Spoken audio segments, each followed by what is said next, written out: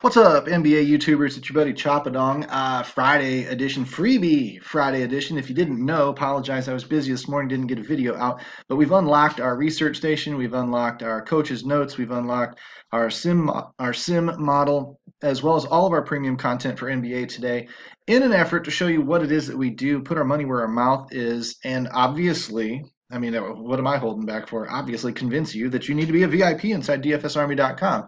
Every sport is covered, no matter what sport is running, from the Super Bowl to the PGA to hockey to, I mean, there's an MMA card this week. I mean, shit, dude, everything is covered from A to Z, and the coaching is really what makes the difference. Let me show you what I mean here really quick before we dive into research station type stuff. Before you get so bored, you click this thing off and come back 3 days later. 16 into 47, 5 days winning in a row. That's 8 into 31. What, 94 into 315, solid. 69 into 165, solid. If you don't follow this chick, she crushes hockey, as well as other sports. 300 into 1300, right? Pretty good. You saw that one probably tweeted out. There's a $200 one. There's a 325. There's 7 into 19. So no bankroll needs to be embarrassed to be part of the Army. 25 into 310 is pretty strong. That's just what got submitted today.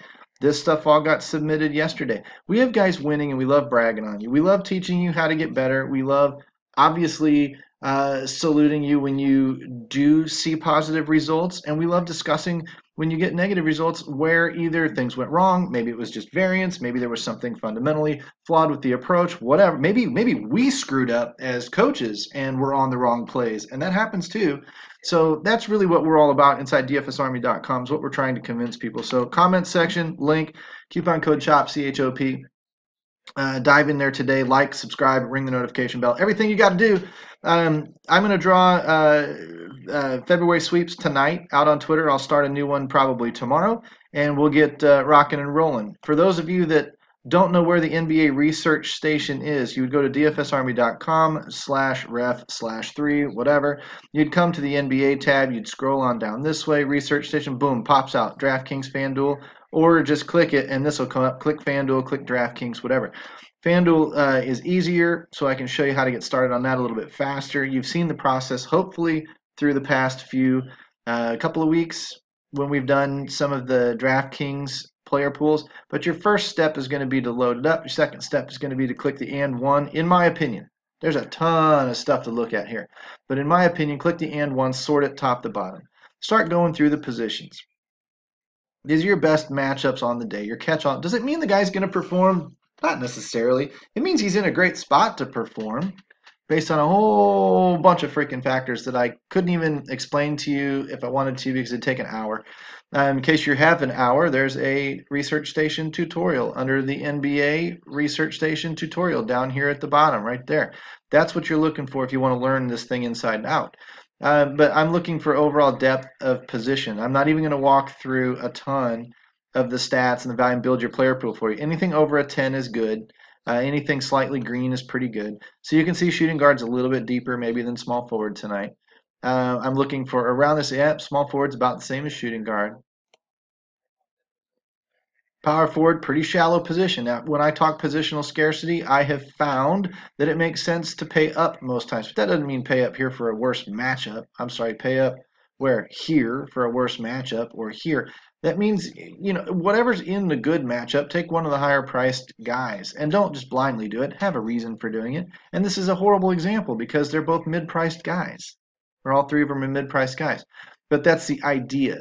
Because when a guy is in a scarce position, he becomes more valuable to that position for you to win that position. Pardon the door closing. Kids are home from school already. A little bit deeper position at center, which stinks because on FanDuel we only get to roster one of them. On DraftKings, I'd be looking at rostering 1 or 2 or even 3 if they've got forward eligibility as well, because that's going to help me take the lion's share of this matchup in an otherwise fairly scarce, fairly mediocre power forward position tonight. I would be doubling up on my centers. But, that's one way to look at it, one way to do things. Hopefully you've assembled a decent list. You can get then into our NBA coaches notes and picks page, because that's where a lot of our coaches are going to come out of our coaching forums and are going to then deliver their lists for you. Are they going to be there yet? No. Will they be there in about an hour or so? Yes. They typically wait till a couple of hours before lock to start throwing their picks out there because news changes. Anyone know of any trades that happened recently and pretty much wadded up the paper you were working on, threw it in the trash? Did anything like that happen yesterday? So that's why these guys will typically wait for you. Um, Showed you PGA earlier this week. Let's show you NHL today. You don't have access to this. This would be what you want to become a VIP for. And as far as PGA is concerned, it figures first video out of the gate, and I am just trash. My lineups are so screwed up. I haven't even looked at them, but I've got Steve Stricker and Brennan Steele, both of whom aren't going to make the cut. 4 out of 6 isn't even going to get me cream in my coffee, so I'm not worried about it long term. I've had 2 good starts, 3 good starts to the year. But you go ahead and hang it all out there, put it on the line, and wham, karma bites you in the butt. It's just what sort of happens. NHL is one of my better sports. If you follow any of these videos, let's look for some games to attack tonight. What do we got? A 3.1, a 2.1, 117 over here. That's an interesting ITT for an only a minus 117.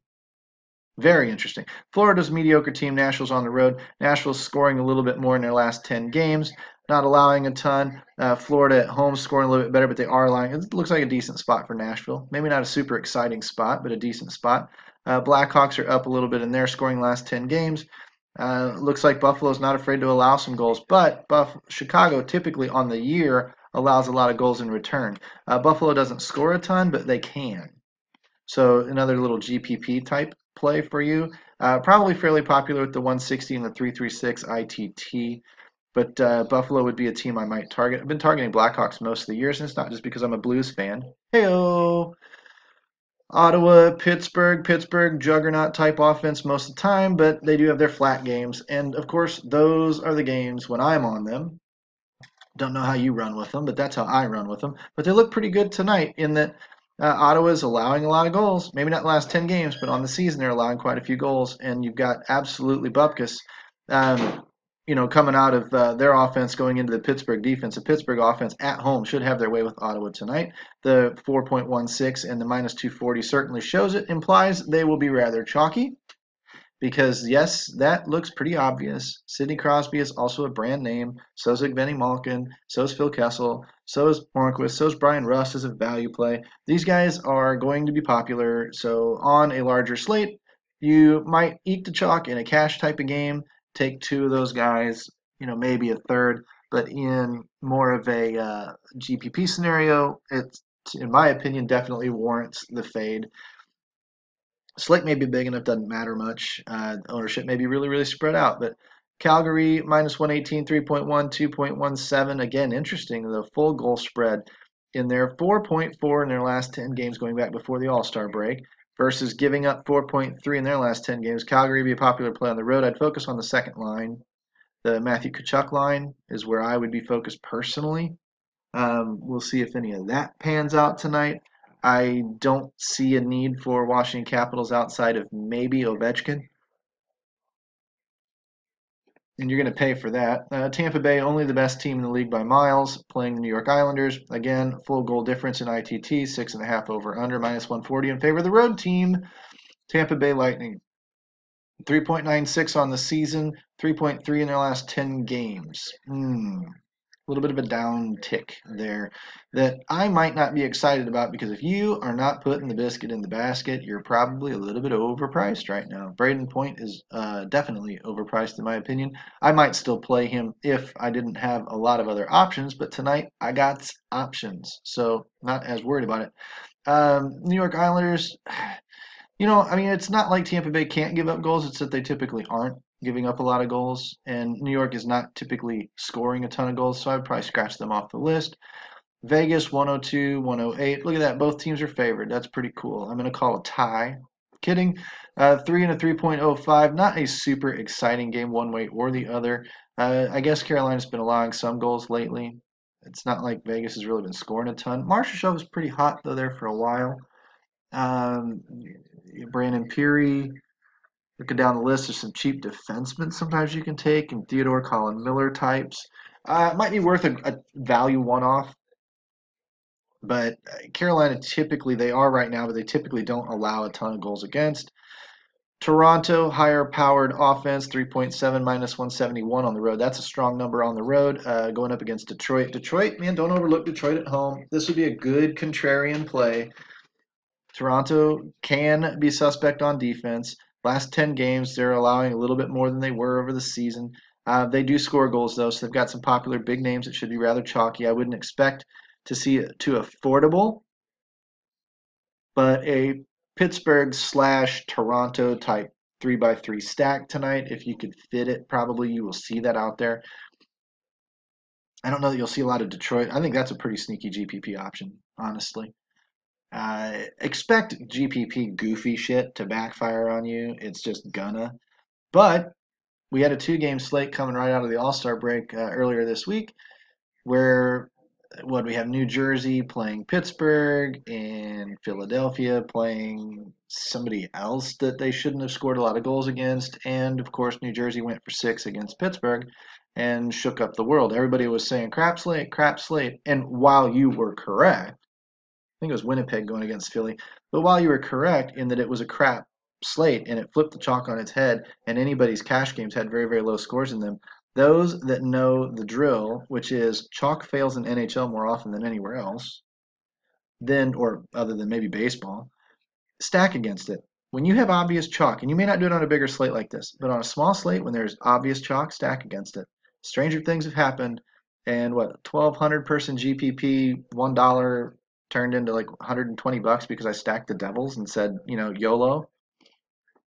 Whatevs. It's not a difficult game when you know how to operate and what the herd does and can get away from the herd and go out on your own. One of the things that we try to teach you inside DFSArmy.com, we try to teach you to be fundamentally sound, first of all, and put 80% of your money in your cash games so that you are grinding along with the chalk and you are slowly building a bankroll. But always take a couple of bucks and YOLO it, man. Go somewhere else with it and be funky.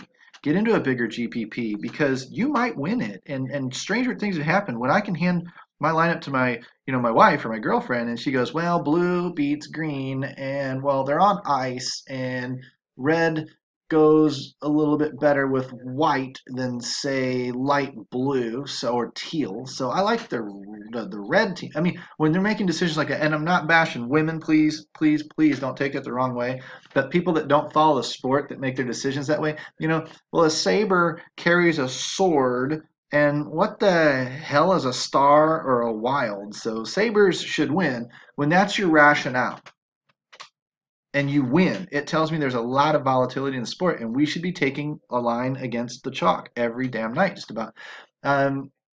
To balance it out and not piss the women off, there was a dude that I talked to about 3 years ago. First time in, won the Millie Maker. First lineup he ever built, won the Millie Maker right out of the gate. How'd he do it? He said, well, I kind of like Pittsburgh. I'm from Pittsburgh, so I'm going to take everybody on my team that has a background affiliation with Pittsburgh. So I'm going to take Roethlisberger, and I'm going to take, some of the Steelers, but I'm also going to take, so-and-so who went to a high school in Pittsburgh, and so-and-so who played football at the University of Pitt, and blah, blah, blah, blah, blah. And I was like, oh my God, that was seriously your rationale? What the hell do I know? He's got $1 million. I don't. It worked.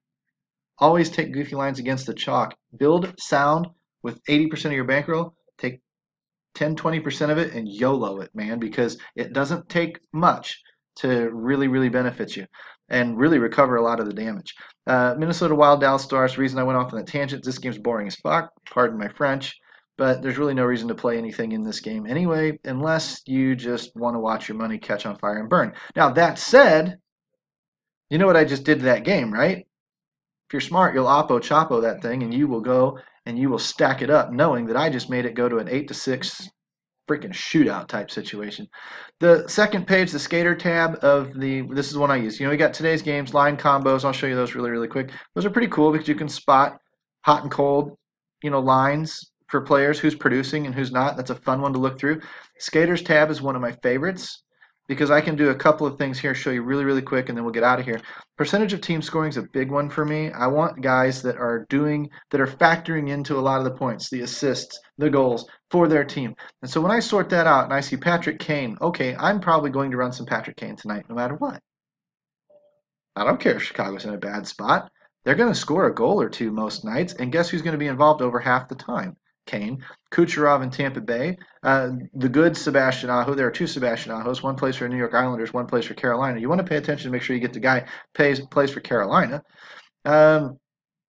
Johnny Hockey. Johnny Goder is having himself a good year. Tyler Seguin, Phil Kessel, Huberdeau, Braden Point, Steven Stamkos. These are all the three Tampa Bay guys in just that top 8 or 9 names. Jack Eichel in Buffalo, Mitch Marner in Toronto, Barkov in Florida again. These are the guys. If you ran a Barkov, Huberdeau type stack every single night, you're going to have good nights, you're going to have bad nights. But on your good nights, it's just really what you did with the rest of your team. How'd it do? Because these guys are going to be factoring in quite often. Same if you just run Boston 1 out there every night. You're going to be there. A good friend of mine inside the Army, Ben Jamin, you may know him from Twitter and from, I don't know, whatever paths you cross on social media.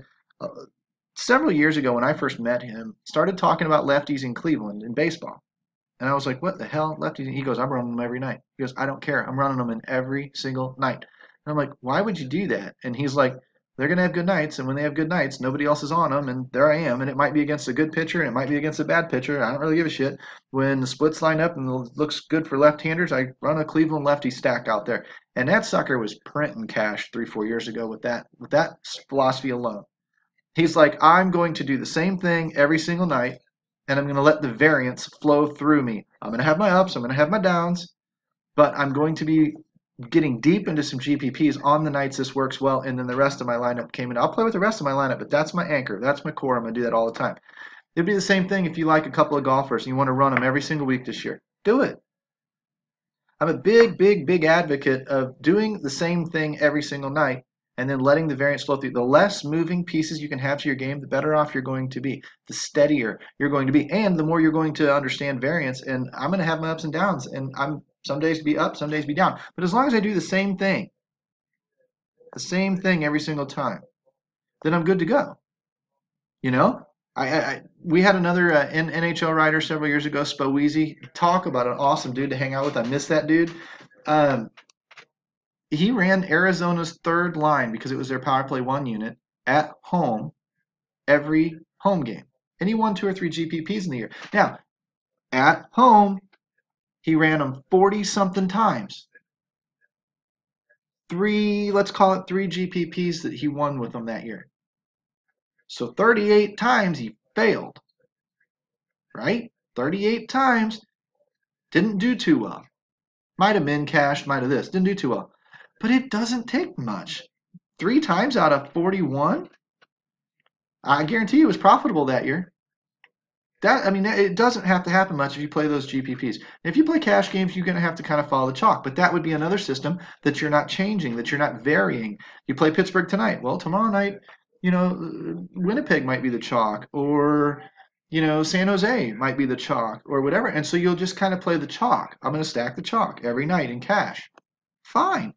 That is a method that you don't change, that will continue to work for you. Some nights are going to be better than others, but generally speaking, you're going to have your good nights, you're going to have your not so good nights. Allow that to happen. Stick with a plan, stick with a game plan, and allow the variance to flow through you with its ups and downs. That'd be my tip to you tonight. I walked you through some of the games. I showed you a percentage of the team scoring. If you have access to this neat little tool, I would do another thing. Our SOGBS floor for 10 games is fun for finding cash players. I would sort by Fanduel. Let's say I'm playing Fanduel. If I'm playing what the hell? Let's do DraftKings today. Sort by DraftKings points. Last 5 games, who's producing? That's all I care about. Who's producing? This is another thing you can do every single day. All the way down to say, okay, down here to about Alex Tuck, right? They're giving me about 5 points on the average every single day. I mean, Patrick Kane at 11.8 is just insane. That's not sustainable, but as long as it continues to grow, what do I care? If you follow my buyers and sellers, it's 11.8 over the last 5 games. It's 9.4 over the last 10 games, which means he's still a buy. He's still outproducing his 10-game average, which means he's still on a buy indicator where his price isn't indicating really and truly what his production has been. So he's still underpriced. It's not a value in that he's a $3,000 player. He's a value in that you're kind of still getting him on sale. That's the idea of DFS. Scrolling down here to Alex Tuck, was it? Look at all these line 1 and power play 1 guys. Let's go sifting through for some out of place pricing. Top 2, DeBrincat, Giordano. Well, Giordano's a defenseman, so it's probably not. Vetrano, out of place, out of price on FanDuel. So what we're looking at with the 4,600 in Vetrano is a value play. A little more, the 6,500s. Now we're starting to get a little down the list where $6,000 and $7,000 players are common. If I saw an $8,700 player this far down the list, Johnny Gaudreau, sorry, you're a little bit overpriced right now. You might not be overpriced on DraftKings. Since I was using DraftKings, 5,900 Taves, not bad. 4,700 Vetrano. This is interesting. 4,600 on FanDuel, 4,600, 4,700 on DraftKings tells me they are a little bit higher priced on DraftKings due to the salary cap. Therefore, I would probably consider him more of a value on FanDuel, but still a good price on DraftKings. 5,600 Victor Hedman for a defenseman, not terrible. 58, 56. If I go down here and I start seeing the expensive guys here like Gaudreau and Monahan, they're probably a little bit overpriced based on production because I can get better 5-game averages for 6,200, 5,600, 4,700, 7,600, 5,900. See what I'm going with this? That's why this is a good idea maker where you can just kind of scroll this list. 5,200 Niederreiter, not terrible. 5,400 TJ Oshie, not terrible. 47, 4,200. Now we're starting to get down towards the bottom of the list where I'm going to want to see cheap guys. 7,000 for Victor Arvidsson, pretty overpriced. Hopefully you can see how to use that tool. Hopefully it's just a really quick way for you to knock out some research. You can very quickly, if you start picking guys off of the same team, oh, there's a Buffalo guy, a Chicago guy, another Chicago guy, or the Calgary guys seem to be overpriced, or hey, look, there's a Florida guy, and there's a Florida guy, and there's a Florida guy, or whatever. Then the next thing you know, you are starting to set your own stacks. Go to the little page over here, the little lineup and line and power play page, and see if they're correlated. Are they on the same even strength line? Are they on the same power play? Stack them. They're all producing. Stack them. It's just like what we're going to tell you in baseball here in the coming weeks. We're going to follow a stat called WOBA, and we're going to follow the last 14 days or the last 30 days, and then we're going to follow the last 7 days. Okay? And the cheat code for me for baseball is comparing the last 7 days to the last 14 or 30 days. That's the baseline. If their WOBA is higher over the last 7 days than it was over the last 30 days, buy. Dude's running hot. I want hot hitters on my team. I want hot skaters on my team. So tune in a little bit more down the road. We're going to start talking some baseball here in a few weeks. We'll obviously talk some hockey. We'll, Super Bowls this week. We'll wrap up obviously Super Bowl stuff. I haven't paid attention to it for a couple of weeks personally, but we'll keep talking golf. We'll keep talking hockey. We'll keep talking baseball. I might even get into NASCAR. Got a couple of new riders, NASCAR Xfinity guys that I'm going to have to kind of oversee a little bit when it comes to content for the Army. So I'll be reading their stuff. And as I read their stuff, hey, I'm like you. It makes me want to play. So if I start playing, I'm going to have questions. I've never played a lot of NASCAR. And then I'm going to end up asking them questions, interacting. Next thing you know, I'll be talking about NASCAR. So just to prove to you we're one-stop shop and I'm a jack of all trades, master of none, you're just going to need to follow the video. Click the like and the subscribe. Ring the notification bell. Hopefully you have a little bit of fun listening to me ramble my mouth, go off on my tangents and whatnot. Hopefully you understand that 20 minutes is about where I run. I try not to go too much longer than that. But on a freebie Friday like today, there was a lot to get out. So hopefully you've got time to process this before the lineups are all in. Hopefully you can access the research station, the coaching notes for all of the slates. The short slates tonight too. I mean, that's only a 5-game slate, but you want to play a 2 or 3-game slate later? Do it. Use our tools. It's what we're here for. Freebie Friday, I'm your buddy Choppadong. Click the link, dfsarmy.com, and use that code CHOP, C-H-O-P, to trigger the 20% off discount when you inevitably sign up, because I basically have your cure for DFS cancer. Take care, guys. Have a great weekend, and we'll see you on Monday. We will be announcing February sweeps winners out on Twitter probably tonight. So take care, and we'll see you when we see you.